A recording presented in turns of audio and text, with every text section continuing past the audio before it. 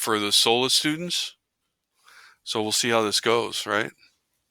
All right, so you're into the meat, right? Okay, now I just got to figure this out. Sorry. Here we go. This is what I want. We're still there? Start from the beginning. Ta-da! You good? All right. All right, so we're going to take a look at residential roof types. Somebody's still got their set volume on. You should be able to hear me. Can you turn that off? Is there a way to turn it off? My sound? Okay.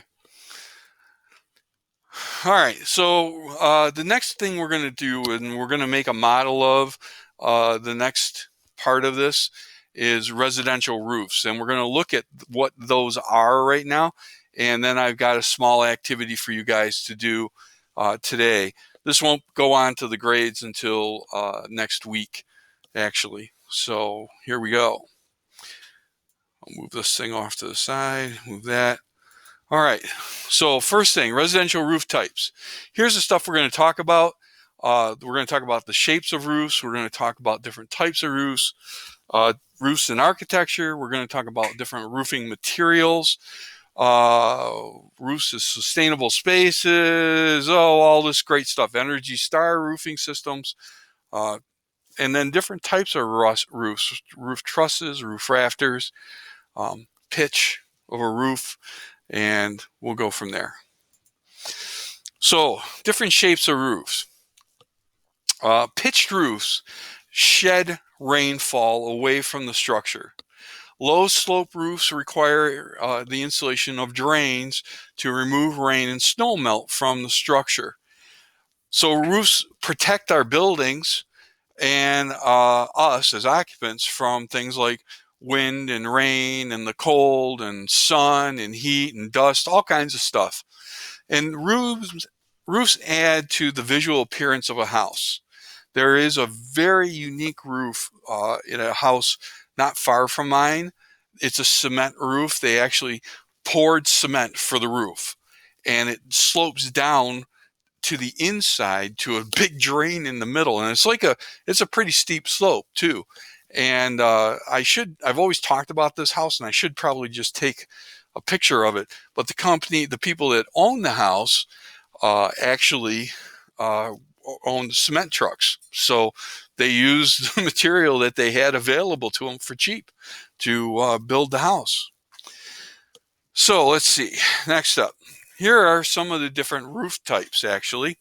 And there's 8 different kinds that we're going to talk about here, but there's certainly more different kinds of roofs than just these 8 that are visual, shown to you here.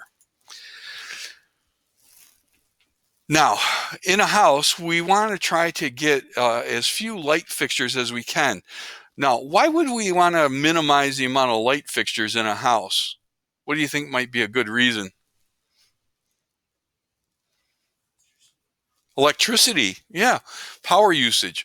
As a matter of fact, I can tell you from life experience that I had regular incandescent bulbs in my house, right, forever and ever and ever. And I went around to all the rooms in my house, and I did an inventory first to find out how many light bulbs I had and what wattages they were and such as that. Got my little list together, and I went to Home Depot, and this was before LED bulbs got pretty inexpensive, and I did all my shopping. I walked out of Home Depot with in excess of $300 of light bulbs. Went home and replaced them. My electric bill went from $120 a month to $80. They made a huge difference in terms of power usage, okay? So fewer light fixtures are required when we're using the light that comes in from the sun. And one way we provide more natural light is by using what's called a skylight. My house doesn't have any skylights. You guys have skylights in your house? No? Chris? No? Yes? Okay, good. Architects can receive what are called Leadership in Energy and Environmental Design, LEED credits, when they reduce the energy that gets used by a building. So natural light can give you a very pleasant space, and it requires less energy in the lighting department. Energy Star roof systems. So Energy Star roof systems help to collect energy from the sun that can be used in the structure. And of course, you'll see in that top picture there, we have what? What are those things? Solar panels, exactly. Roofs that are reflective, that are white, reduce cooling and energy costs, okay? So I don't know too many white roofs around here. I think down south we'll see more of those in the southern part of the country. These energy panels, by the way, these solar panels, are becoming a lot less expensive than what they were few years ago. A few years ago, I looked into them and they were about 70 grand. And I looked into it a couple years ago, and to put the same size system in onto my house for solar panels, it's come down to about 20 grand. And then through different rebates and government whatevers, the price will drop even lower than that. In total, it would cost about $8,000 out of my pocket to to get things turned around, put solar panels on my house. I think there's about a 15-year payback period on the solar panels, if I remember right. So different kinds of roofs. The first is what's called a roof truss. And a roof truss is simply an assembly of different members forming a rigid framework of triangular shapes. So if you took tech with Mr. Powell, I know he used to do a bridge activity, and every time I talked about that bridge activity with students that had Mr. Powell, they started talking about triangles, and they were exactly correct. Rafters are another roofing type. You can see here's a difference right here. This is a truss, and you can see the members of the truss right here. They have this V shape to them, or triangular shape. A rafter is an alternative to trusses for roof supports, and rafters are roof beams that slope from the ridge beam to the top of the wall. So there's a ridge beam. It's right here in the middle. I'll circle it with my little mouse, okay? That's the ridge beam, and the rafters come up to it. When you look at a truss, there is no ridge beam. The ridge beam in a rafter would be going right along the top here. But in a roof truss, you do not have that. As a matter of fact, we're going to build house models of a truss roof, not of a rafter. Okay. Now, the other thing we need to know about in our architecture stuff here is the pitch of a roof. And this is this point slope formula that you guys all learn in your geometry classes, right? So the roof pitch, which is the slope, is the rise over the run, okay? Or I'm sorry, yeah, it's the rise over the run. So in this example here, this house or this roof rises 7 inches for every 1 foot, 12 inches of run. So it's a 712 roof pitch, okay?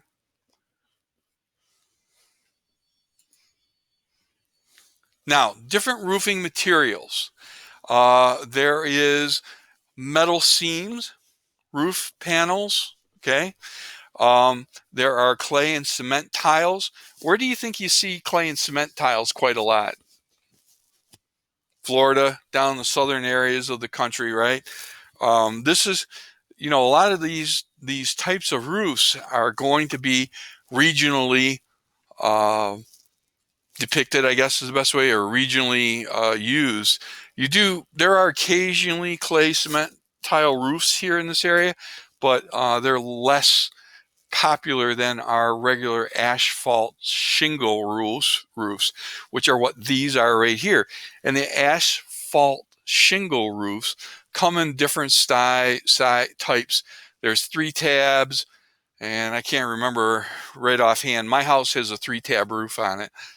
But they're asphalt shingles, which is basically a piece of paper that's been impregnated with some sort of tar, and then to that they have like this gritty, sandy kind of material, and you need to replace these. Now, asphalt shingle roofs, I can tell you from my own personal life experience, I have about 100 foot of roof between the 50 feet of garage and 50 feet of house at my place. And I'm on a cycle of doing one roof, one 10-year period, and then doing the other one 10 years after the first one was done. So I'll do the garage first, and then I'll do the house next, and then the garage and the house. As a matter of fact, I'm coming up on needing to do the garage next. And the trouble is, well, it's not really big trouble, but what I'm going to do is I'm going to change from an asphalt roof, which costs me, and I can't tell you how big my roof is in terms of the amount of material that goes into it, but it costs me somewhere in the neighborhood of $6,000 or $7,000, depending on who I have do the roof. Now, in the past, I have done the roof, so I buy the materials, I take the bundle of shingles and carry them up the roof or up the ladder onto the roof. But I got to tell you right now, I can't do that anymore. I'm 60 years old. It's just too hard to do. So I don't do that anymore. I hire the whole job done now. And like I said, it cost me $6,000 to $7,000, and the price is only going up. And I am retiring, not tomorrow, but in enough years that I'll get one more cycle of roof on my house, and they last 10 years, 15 years, even though they quote unquote say it's a 30-year roof. It's not. It's really about half of that. And what'll happen is I'll have to do a roof during my retirement years, and that's expensive. So I am very seriously thinking about putting a metal roof on my house. So a metal roof is similar to this seam metal roof right here, but it'll last forever. Okay. So I'm considering very seriously doing that. It's going to be more expensive this time to do, but I'll never do it again. All right. Now, there is also wood and cedar roofs. And if you really want to spend some serious money, slate is another roofing material that can be used. Now, building codes. This is the first time we're going to talk about building codes, but they are a large part of architecture and owning a house. All right. Building codes are a set of rules that specify minimum standards for construction. The International Residential Code, the IRC, has minimum regulations for the building of residentials, houses, and their systems. They are adopted by many municipalities, and these things dictate the minimum roof slope by the material finish. So, asphalt shingles. So the International Residential Code is going to include some regulations that are related to the array of the building planning, design, and construction topics, including the load criteria, how much weight the roof can hold up, the energy conservation of the roof, the mechanical systems that are on the roof. Like if you go up on top of the school start point here and look, you're going to see all kinds of big square boxes that are things for like the heating, ventilation, and air conditioning, air extraction, stuff of that nature. That's all up on the roof. Those are mechanical systems. Then you have plumbing and electrical design, and code regulations will be related to the roof slope, are going to be presented here. And these are a very, very small sample of the ones in the International Residential Code. We're going to talk later on about more IRC things. So asphalt shingles, the slope, they're only going to be used on roofs that are buildings of 1 or 2 units tall and have 12 units of horizontal, so a 2/12 or greater roof. For roof slopes from 2/12 to 4/12, you use what's called underlayment, and you double up that underlayment underneath it. So they take a big roll of paper, tarish paper, and they roll it out, and then they put the shingles on top of that. Clay and concrete tile, well, they have what's called a deck slope, and the concrete and clay tile shall be used only on roofs slopes of 2 1/2 units vertical and a 12 units horizontal. So 2.5 over 12 or greater. Those are for roof slopes from 2.5 to 12 to 2.5, 4 over 12. You use the double underlayment application also. And there's a lot of stuff detail here. The deck slope on the slate style roofs, they're going to be used only on slopes of 4 over 12, horizontal percent slope of 33% or greater. So a slate roof is going to be pretty pitched straight. It's not going to be straight up and down, but it's going to be a very sharp angle in comparison to a roof that has shingles on it. Wood shakes, they're only going to be used on slopes of 3 units and 3 over 12, and that's a 25% slope or greater. And then metal roof panels, those the slope varies by type.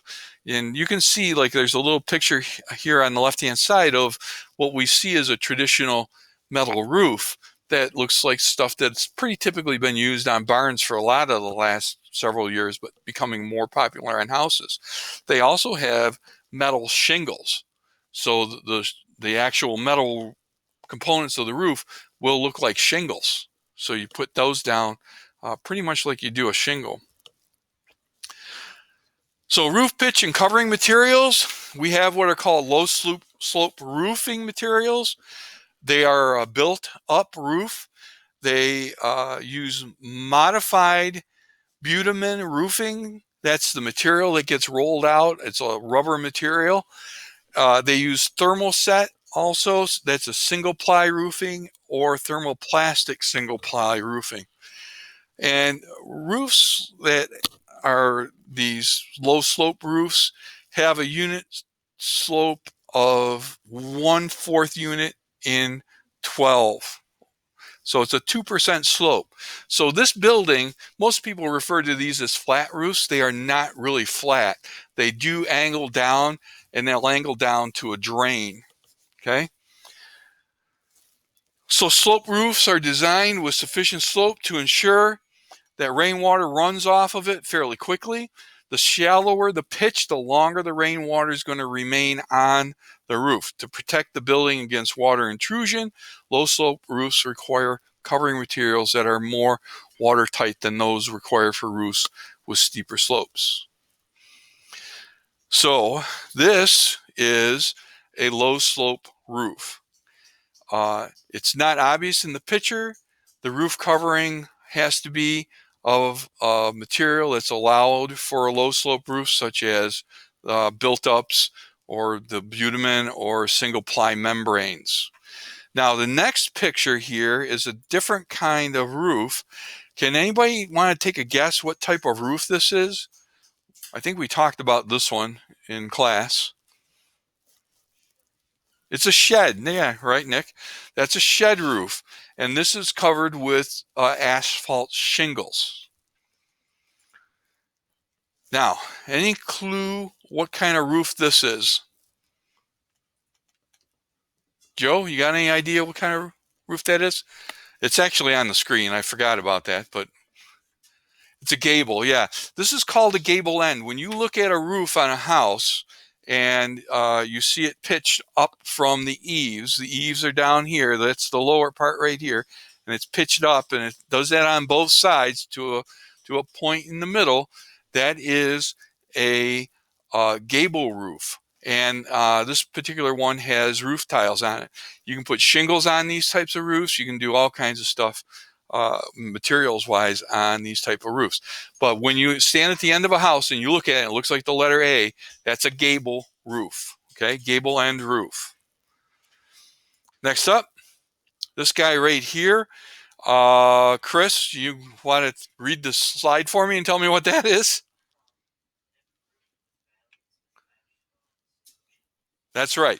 Hip roofs come up from all the edges, from the long side. They come up on the ends. So you can see this long side slopes up just like a the roof we just looked at, and Mr. Stewart's losing his mind, a gable end roof. But at the gable end, instead of having the gable end look like the letter A, this also pitches up from both ends. And that is going to be the hip roof. Now, the valleys come where the hip roof meets the other roof of the house. So back in this area, that's where the valley is in this particular house. So that is a hip roof with valleys, and they used asphalt shingles on that one.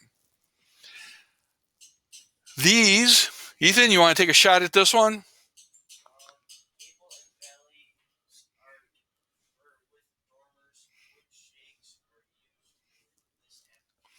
Okay, so this is a wood shake roof, right? And it's a gable end. So if you take a look, right, even these little protrusions in the roof, these are gable ends, but these are dormers. Okay, so the gable ends, these gables, and then the regular house has also got the A shape on it. Where these come together, those are the valleys. Again, any place where one roof meets another and it goes, down is a valley. So, anyways, there's that. And then this guy right here, the good old barn roof. Nick Allen, you want to take a shot at that one? What do they call that one? Yeah, gambrel roof. That has the multiple angled edges on it, and I did not know how they figured out what angle to use for the gambrels on these roofs. And then a couple years ago, through a YouTube video, actually, I learned about how they calculate these things. And I don't remember the formula well enough right now to explain it to you.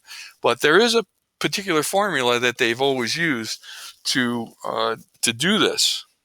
Okay, let's try this one. What do you guys think that is?